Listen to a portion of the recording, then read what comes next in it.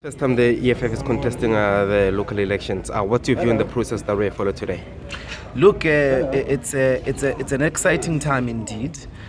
205 political parties contesting in these local government elections. We are told that it's a growth from 2011 by over 100%. I think it's about 125, if I'm not mistaken, 150% increment.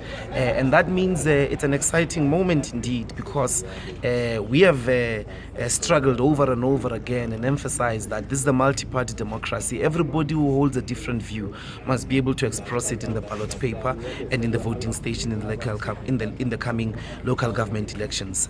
And so we welcome it as an exciting time. The very process of choosing who goes first in the ballot paper, obviously it doesn't matter who's number one. What matters is that faith without actions is dead. Your message must have been demonstrated in the rank and file. It must be demonstrated in the people's daily struggles with power.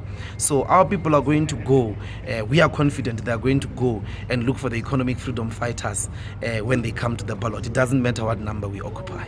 And how prepared is the EFF for the elections? We're ready. We've been ready for days.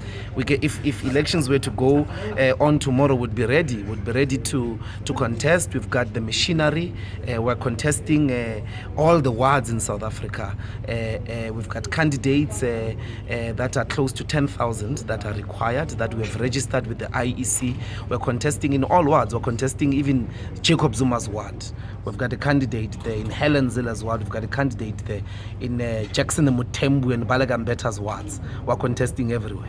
And we've seen some violence related to when parties are canvassing throughout the country. What's your view on that? The only party really that is receiving violence is the economic freedom fighters. We've seen in Mpumalanga, we've seen in KwaZulu-Natal that the ANC has grown very intolerant, and that intolerance is being expressed with gunshots.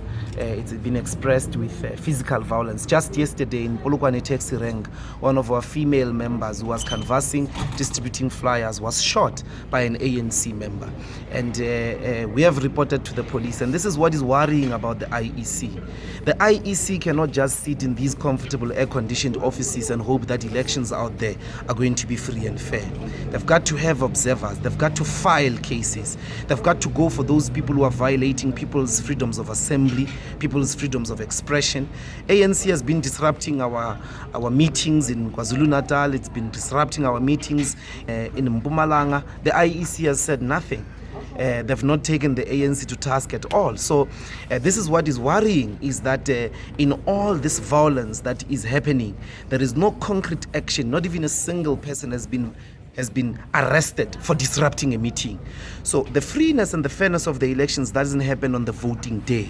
It actually, most of it happens towards the voting day. And I think the IEC has to get its act together in terms of putting parties down into task, taking them to task, making sure that they stick to the electoral code of conduct. We need to contest. We need to all contribute to making sure that they are free and fair. All these hurdles, these problems that are being raised, the IEC must answer to them. It must not shy away. It must answer to them to demonstrate its competency and its readiness to deal with the elections. We've expressed a lot of concerns. We've expressed that it's not right that we are going to these local government elections with an IEC that is in court over the Tlokwe elections.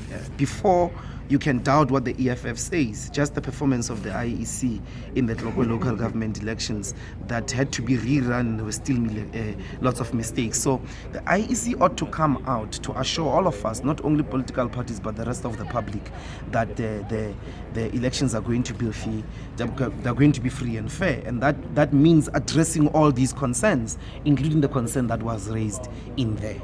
And all these cases in front of the High Court in Cape Town, in front of and in relation as well to the question of Tlokwe.